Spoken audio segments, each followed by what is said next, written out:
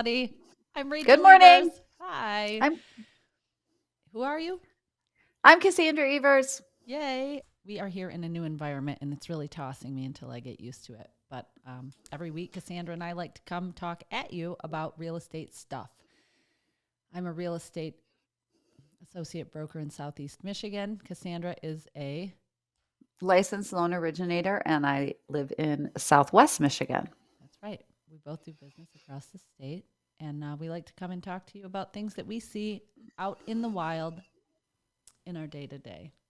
God, I don't like that. Anyway, today's topic, I'm hoping you can see it somewhere. Can they see this somewhere? On the title, I guess.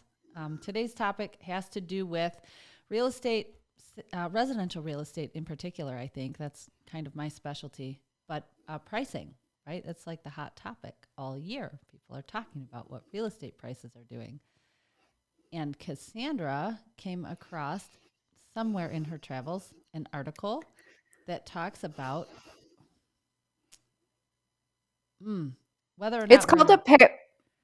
whether or not we're people like to talk about, are we in a real estate bubble? A bubble, because if you were not living under a rock in the last 20 years, you saw what happened around 2007, 8, 9, 10.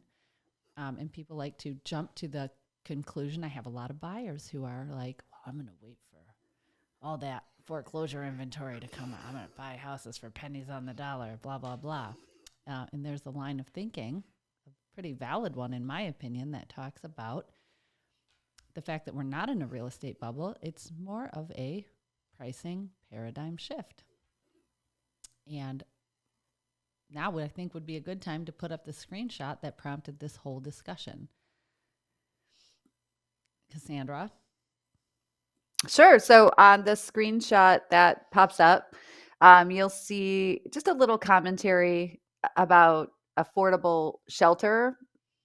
It'll talk about purchasing parity. But most importantly, is towards the end, it says a house's value is now the maximum amount of rental income that can be extracted from a renter, right? From Yes. a certain percentage of your income. So a house's value is now tied to the profit that can be extracted from it Yes. by a global investor, and not just Yes. one, but multiple. So, what I kind of had a lot of notes on, I have a lot of notes on basically housing has been turning into a commodity. Yes. Um, and when something becomes a commodity, it tends to travel down the path towards becoming obviously capitalist, and there tends to be monopolies. And on the current path we're on, we're probably about 2 generations away from the vast majority of people being renters because you won't be able to own a home. There's more to it than that, but So it can we just walk? leads to, go Yeah. ahead. Well, no, I really want to walk through this slowly, because that sentence that you just said about 2 generations from being everyone being renters is Mhm. fascinating to me. And but oh God, I don't even know. I'm looking at the old paradigm, right? Because that didn't get said out loud. And I don't know if everybody's looking at a screen and can read this, but the old paradigm, and this is the one that I primarily still operate under out in the wild when I'm helping people buy and sell single family residences. The house, what I tell my clients when we buy a house or sell a house is the value of that property is what what you're willing to pay for it. Like, you are the market. You're creating the value by buying a house at a certain price under certain terms, or by selling a house at a certain price under certain terms. The language on this article does a really good job of summarizing that. A house's price is the maximum amount that an area's average local buyer can afford to mortgage over 25 to 40 years. That's a really information packed sentence, right? Like, the price is the maximum, so you're going to be at the top amount that an average regular local, so to that area, which is speaks to how geographically specific real estate gets, can afford to mortgage, so not how much they want to mortgage or how much cash they have. It's like how much they can afford to mortgage over 25 to 40 years. And we're seeing that that's less true every year. So Yeah, so that's the way it was forever, right? That's well, just how it was. since mortgages became popular, because I think before that it had more to do with how much you could convince your neighbors to help you build at the barn raising or something. Like it was, real estate's always been shifting. A little shift. Fast. But so if we go to, so I'll try to there's a ton to unpack and we won't get to all of it because we will super get in the weeds. Yeah. But if we go to the housing crisis in 2008, 2010, right? We can see. Take that image off the screen now. Yeah. Go ahead. Housing crisis. Okay. So go back to the housing crisis. And that also had ripple effects in the commercial sector as well, right? So the commercial sector suffered also. And so I'm just going to fast both housing, right? All real estate suffered during that. And the investors also suffered. So, and then we'll just fast forward. We'll kind of go the introduction of, technology. We have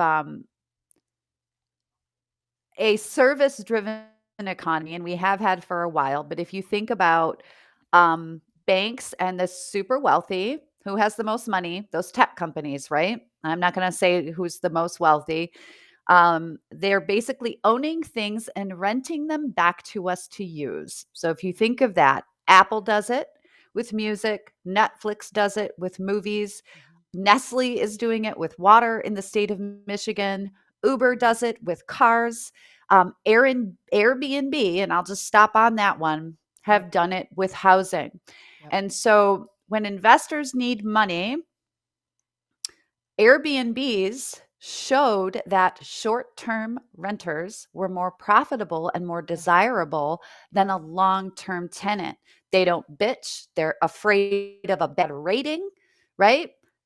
I think people are more afraid of a bad Airbnb guest rating than they are of shit credit and not paying rent. Well, and you're how untethered you are. There's no liability. If I'm a long-term, let's say I own 2 properties and one of them I'm going to put somebody in for a weekend, they're going to pay a premium because it's whatever amenities I'm offering versus, I'm only familiar with Michigan landlord-tenant law, but if I have a shit tenant who stops paying and starts wiping human feces all over the ceiling of my property and pouring concrete into the toilet, guess what? My hands are tied for months, and it's going to cost me thousands of dollars to get them out. And the laws are more towards on their side than it is for the property owner. So so Airbnb comes along, paying those taxes, right? As a rent, similar to Apple, Netflix, and Uber and all that. So we don't own these things anymore. We just use the services, right? When's the last time you bought a CD or you bought a fucking movie?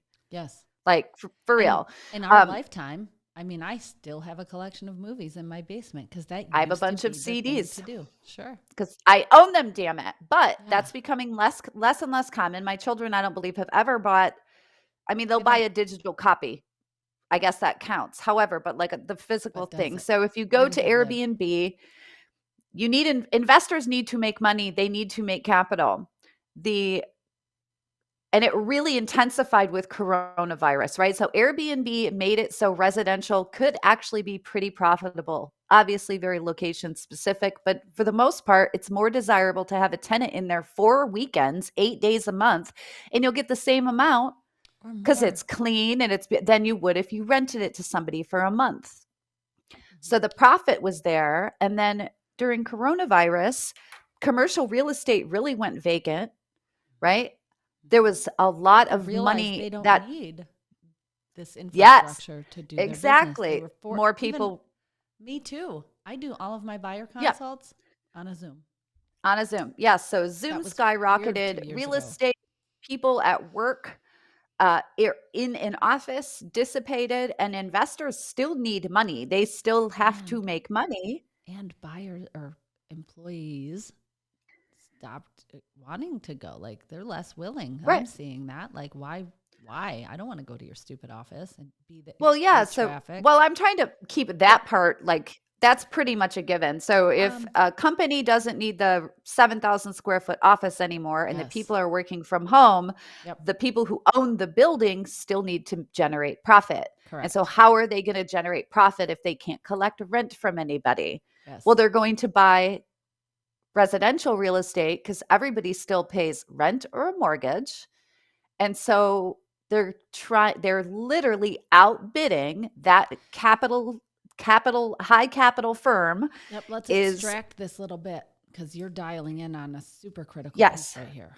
Your Oh, and I have more. competition, Johnny homeowner, my client who needs a roof over their head Yes. for their family or their lifestyle or a home base to operate out of, whatever that may be. Now they have to go head to head with these commercial corporations for buying that property.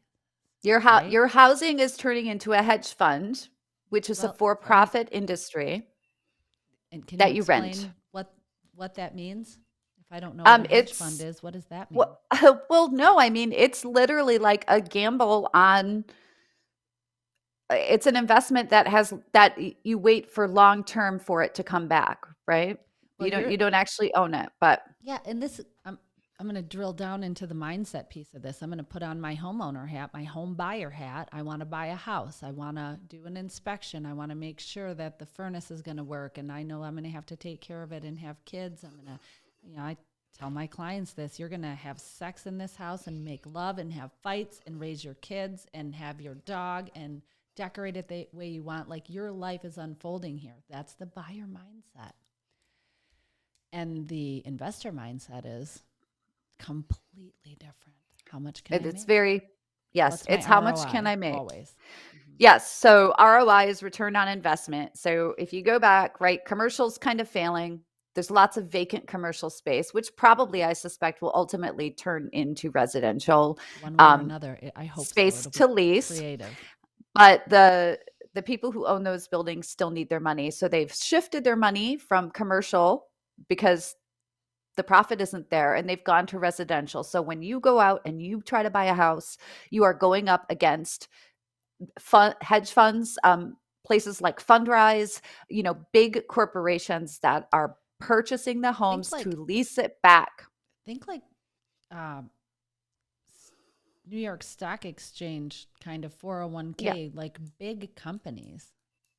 Yes. So I actually do invest in Fundrise, which buys and helps either develop, renovate. It literally has to do with housing. They buy tracts of houses, they fund the build, and then they sell their equity. So I'm part of the problem. Do you want to know what I my have average Blackstone Group. Okay, do you want to know what my average return on investment is for that? I Do do. you know what yours is for Blackstone? I don't. It's part of my Robinhood account. I just was like, oh, I like what they're doing. It's a parallel to the industry that I'm in. I'm And that's one of the reasons I did Fundrise. So my return on investment is somewhere around 18%. And that's Wow. very consistent. And that's a Wow. very, very good return on housing, which is Is that of insanely stable. And I picked it because it was fucking housing, right? course. I know Where do you housing. what I I'll have send to you an ask? invite link. No, what Fundrise. is it, a direct purchase, or is this Yeah. in like a Robinhood or a Vanguard or a No, it's a direct purchase. Oh, is this an affiliate link? Like, if you send me this link, does it do I don't anything for know. you?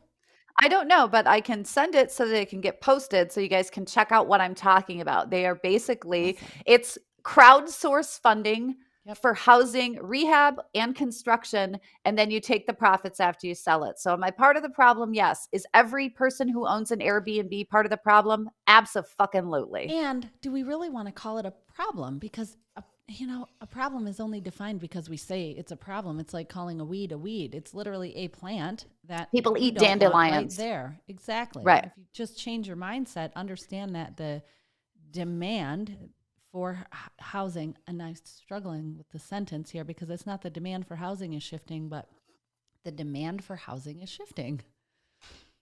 It Right. is. People still People want still housing. want, So yes. So part of the paradigm shift, the gentleman who wrote that article, and it's a very interesting article, and we could probably send a link to it.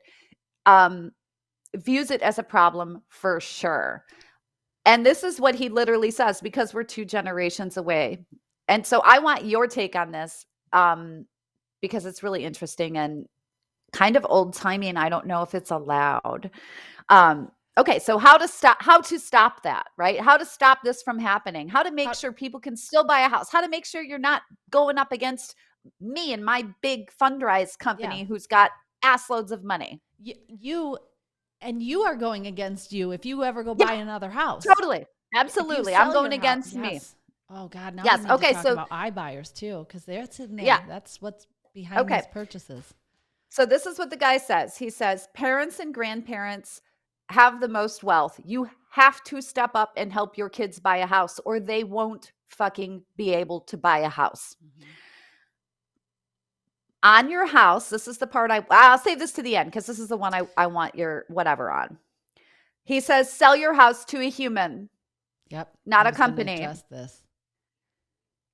Try to petition your local authorities to ban Airbnb type properties locally, right? On a local level.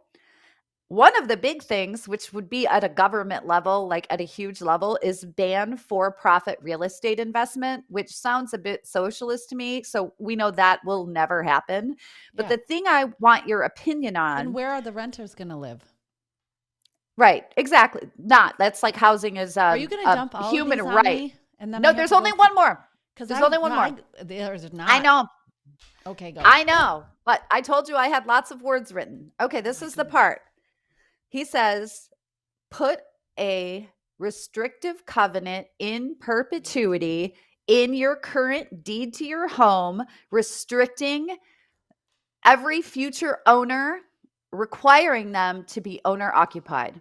Okay. Which, as you know, we've talked about restricted covenants. If you were Black, you used to not be able to buy. Yeah. It used to be a thing. So I don't even know that that's possible anymore. But go ahead. Where do I even begin? Okay, I'm going to do these in reverse order. So the restrictive covenant is, okay, so first of all, so much of this sounds like nothing new under the sun to me. Like every freaking generation says, like, we need to keep it the way that it is now because the future is horrible and our children will never be homeowners. I mean, to that fundamentally, I say, so what? Right? I don't know. You can go back in time and find examples. I'm sure well, I'm going to, let me just put in that one of the main reasons for homeownership, and I know we've disagreed on this, is equity. Equity is being built. Building. Absolutely. Wealth and equity, the vast majority of equity and wealth on this. Is don't represent tied up. That. That's my belief. Hold on, let me finish. No, I will not let you finish. Okay. No, finish, please finish. No, you have to. No, you have to. Come on. The vast majority of everybody, the bottom 90% of people, the vast majority of their equity is tied up in their home.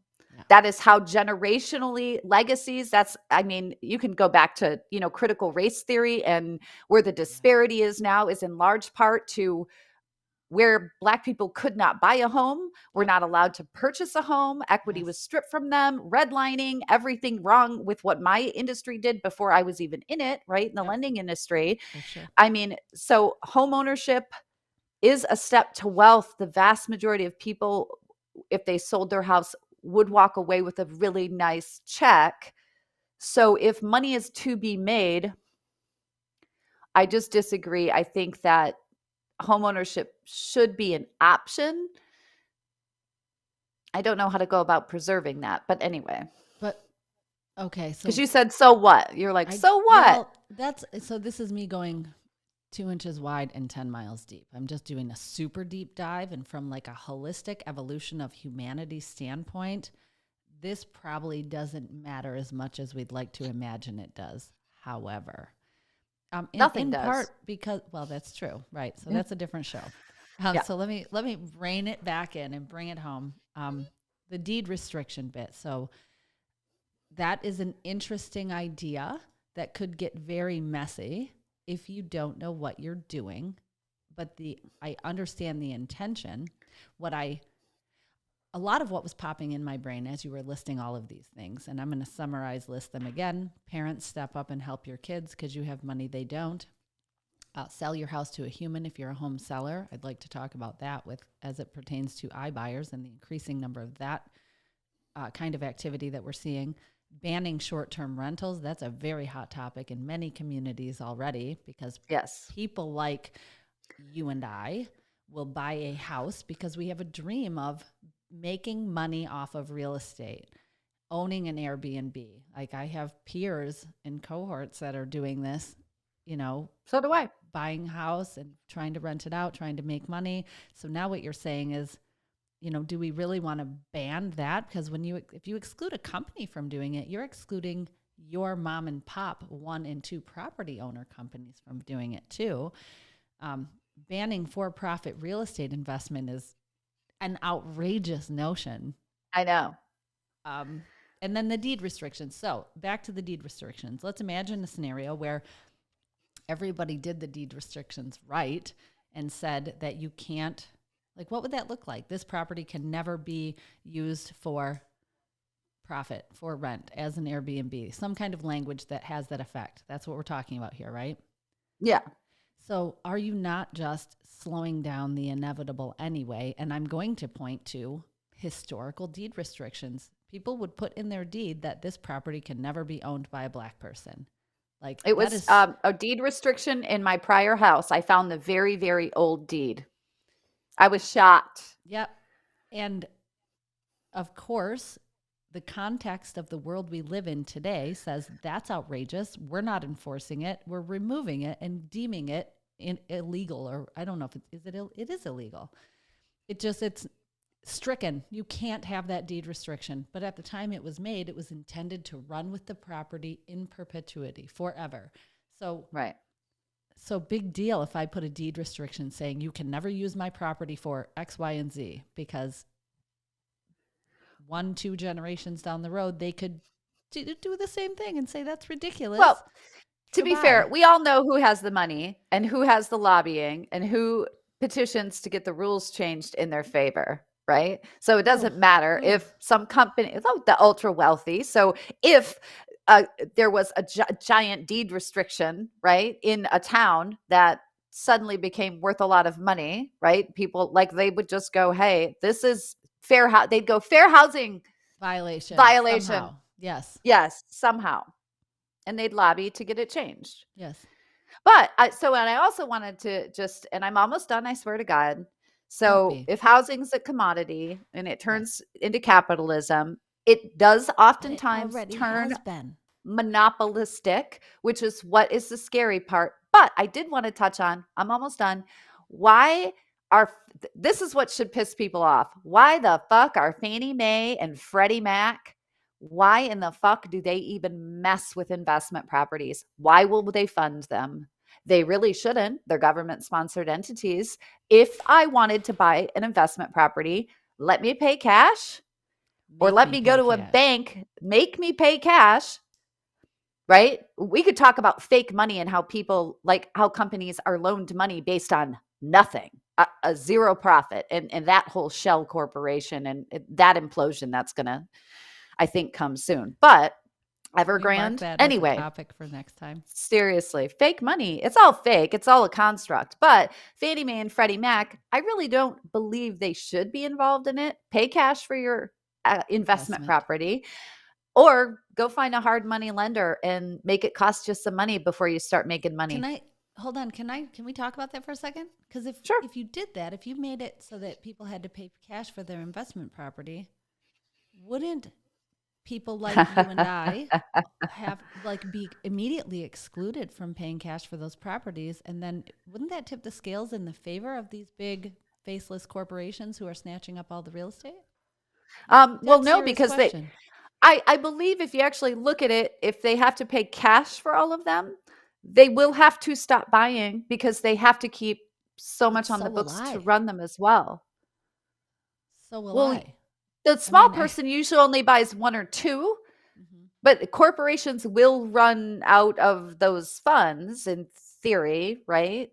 Yeah. Like at some point, you can't just drain your account and buy 8,000 No, properties. and I see what you're saying, and I see the value in it, but I'm just trying to extrapolate that down to the average person who wants to buy an investment property. So right now, if I buy an investment property, I have to Oh, have 25% down. I don't have to have cash, well, right? you have to have 20%, 25% down for Fannie Mae or Freddie Mac. You might be able to do less with a hard money lender, but the interest rate's going to be higher. And we've talked about people wanting their cake and eating it too. And Yeah. like, what my rate should be 3%. Go fuck yourself. No, it shouldn't. It's the riskiest property. You're more likely to default on it. But anyway. Okay. So, oh wow. Yay. Yay. So deed So restrictions may or paradigm may not shift. stick. Yeah. Yeah, paradigm shift in commercial, also in residential, leading to investors, leading to your house being a capitalistic monopoly, which you really it might end up renting going forward forever. Who knows? So here's where my mind goes too on some of this. And keep in mind, I help people buy houses all the time. It's like, it's my passion. It's what I do. I'm good at it. I believe in it. I own my own home. But are we not, by looking at these bullet points and saying, here's how we stop the inevitable from happening, are we not just like forcing our inherited social conversation on future generations? Like, we have no idea what if, and hear me out.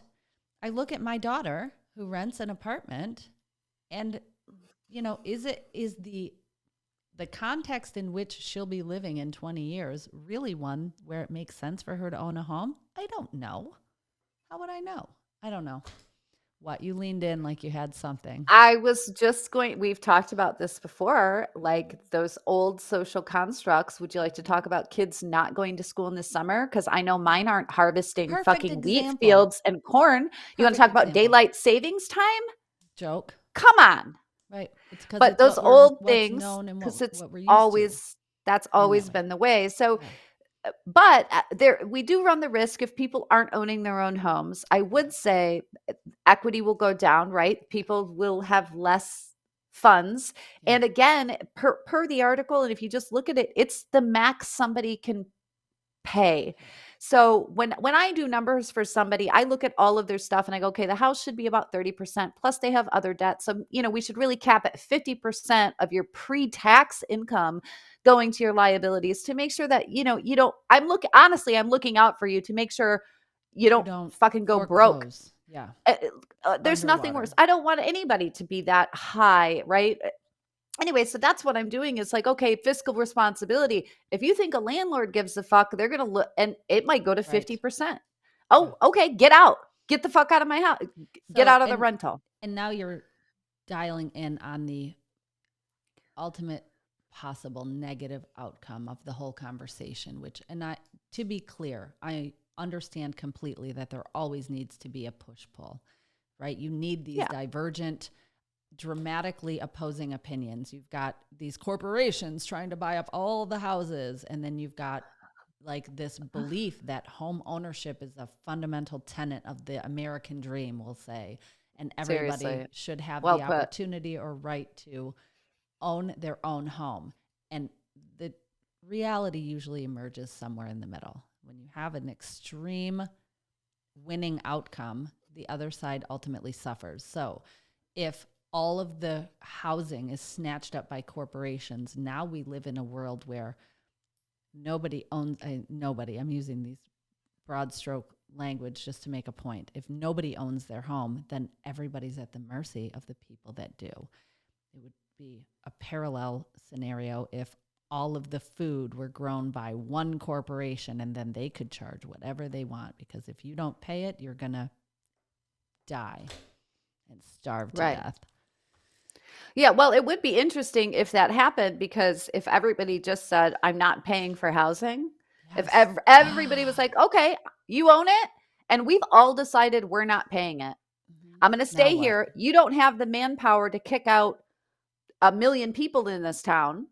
This is, I probably shouldn't say this sentence that's about to come out of my mouth, but this echoes some Say it.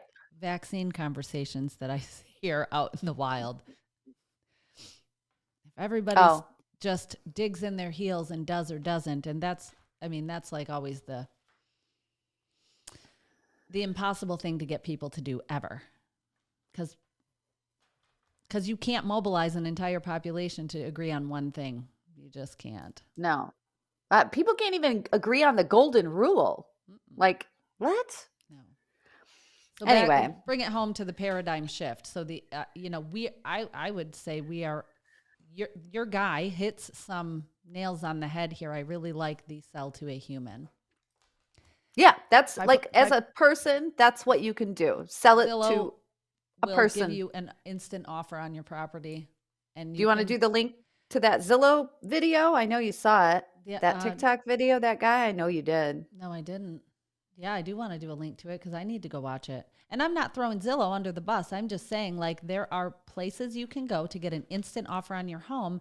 And boy, we're suckers for convenience, because if they'll just cut you a check and I don't have to do any repairs and I don't have to have a bunch of strangers traipsing through my house, and people are a pain in the ass and they're going to leave feedback that your paint colors are horrible and it smelled like a dog and this is why we don't want your house, and you're going to feel beat up. It's harder to sell to a person than it is to sell to a company who says, the numbers tell us that we'll make money on your house, even if the condition is trash. We don't need to see it. Here's your check. See you later. Right. Yeah, it becomes very difficult, much more laborious, because people get really emotional, right? I need that, or are they going to fix that? Like, and the company doesn't care because it's an investment and it's a profit maker. But if more people took their emotion out of the buying a house, it's also their investment and their profit maker. Yep. Over the years, you will make money when you go to sell your house. So if you approach it like that, then you would be out of a job, honestly. Home buyers also forget to calculate the value of having a place to live. It's so weird. Like that, they're blind to that. They want to know if this house is going to be worth more in 5 or 10 years. Well, I guess it depends. I don't fucking know, but you have a place to live. Are there a bunch of Airbnbs by you bringing down the value? Yeah. I'm kidding. Do they bring down the value? I mean, nobody wants to. We've got like 15 other topics out of this one topic. So, I know. Does this timer that I'm looking at mean that we've been talking for 32 minutes? Okay. So we're done. Okay. I mean, no, we don't have to be. Lord knows I could go on and on and on. Anyway, I'm not saying that guy's right. It's a really interesting article. It was very interesting. It sounds like he reads it as it sounds like he wrote it as this is the truth and it's inevitable worth paying attention to. Absolutely. We're in the middle of it. So if you're in the middle of buying a house and struggling and wondering why it's so difficult, it's because of the paradigm shift and the money that can be made on real estate. So can I just take a few more seconds to flesh out the rest of the equation? So if investment vehicles are buying real estate, people like you and I are putting our money in real estate just in a different way.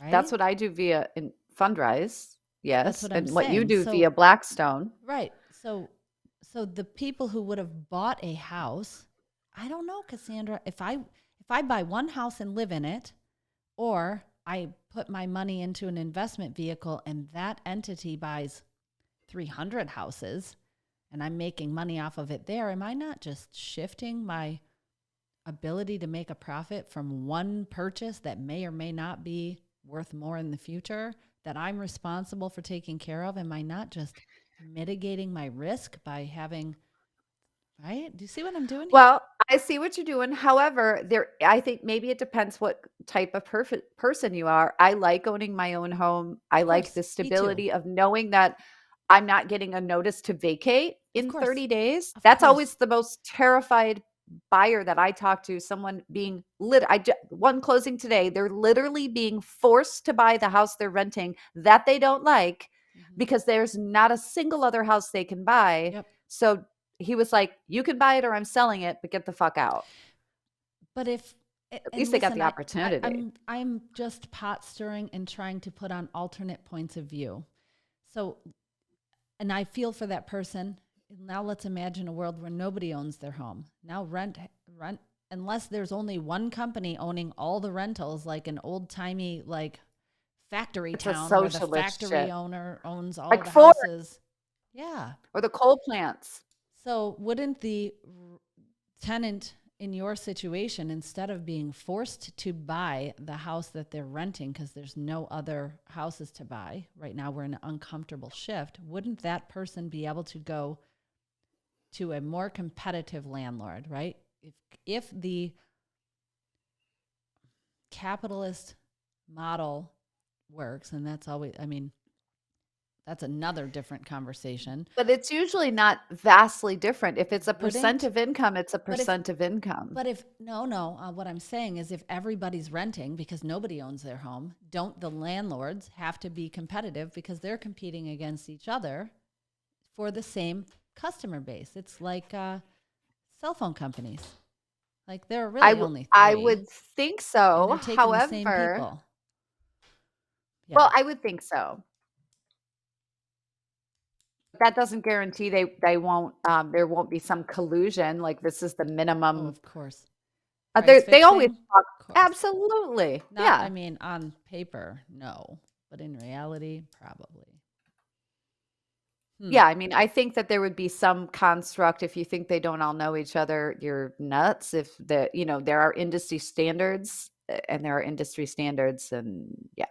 And now I'm looking at that first bullet point, parents and grandparents, you have the wealth, step up and help your kids buy a house. What if instead you stepped up and put that money into an investment vehicle like a Yeah. Blackstone or a what is yours?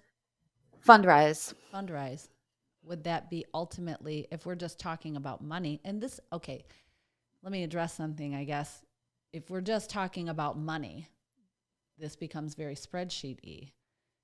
If you're talking about like is it emotions, like where you are buying a place to live that just comes from a different place? If this is all about money, a case could be made that it makes more sense to let this happen and invest in the vehicles. Hi. Um yeah, no, well, I don't think it's sorry. I'm going to be whoop. I don't think it's all about money. I just wanted to kind of explain the paradigm shift and how Yeah. we kind of got here, like how it started in like the little bits where we're becoming a borrowing economy as a whole. Yes. And it goes to Yes. a lot of things, Yes. very service oriented, amuse me. And I know I've mentioned this before. In the movie Wall-E, there are people who float around on the spaceship and they're taken Yes. care of and they watch ads and they don't do anything and they literally have a screen in front of them and they don't even see anything else that's going on. And they're called axiom humans. I had to look it up. But Axiom. axiom humans. So there's something to be said for that. It always reminds me of this when we're talking about like The future. the vast majority of services Yeah. and how we just sit back and want somebody else to do it. We're not whatever. I saw a sign on the back of a semi truck that said, if you don't like semi trucks, stop buying so much shit. Right. Like that's where it comes from. We don't have the Yeah. infrastructure. We don't have rails. Like you don't like some semis on your road. Stop buying so much shit because you Yeah. probably have a whole house This worth is of shit to donate. But Yeah, but this we're is the totally NIMBY getting off. problem. But I don't want to. yes, I don't want to look at that dump, but I'm producing a ton of trash. yes, Hmm. yeah. That's a whole different one. But I think we've pretty much wrapped that up just in terms of like what the shift is. I don't think it's going away anytime soon. There's a few things you can do if you don't like it and you own a home, sell it to a person. If you own an extra home and you don't like the way the market's going, sell it to a human, Yeah. right? That kind of thing. If it's not about the money, Don't buy an which Airbnb. don't buy an Airbnb, Yeah. don't invest in Fundrise, don't invest in Blackstone. You know, I don't drink milk, so I guess I'm gonna have to drink almond milk if I want something similar. And do you know how much water that takes? You know how bad that is for the environment? Can I consciously do that? Is that better than the cow with forced, This is for the other lactation? show. Who the for fuck the other knows? show. I know. Damn it. Always, We got to we do that always other end up in show. philosophy. It's our favorite Yeah, I place to know. play. Yeah, so it'll be interesting to see how this turns out. Yeah. Okay, so Yeah. Oh, as always, we're going to say goodbye. So all the contacts for us can be found in the show notes. nice. We'll put a link to Fundrise so you can see what we're talking about. And then maybe we can put a link to, Can there we was put a something link else. to The article. Thank you. That's what I was going to say. The article that we started out that triggered this whole conversation. Yeah. And for the record, I am a fan and advocate for home ownership. Just making Me that too. clear. Because looking back through all the I things kind of love said, my job. Yeah. me too.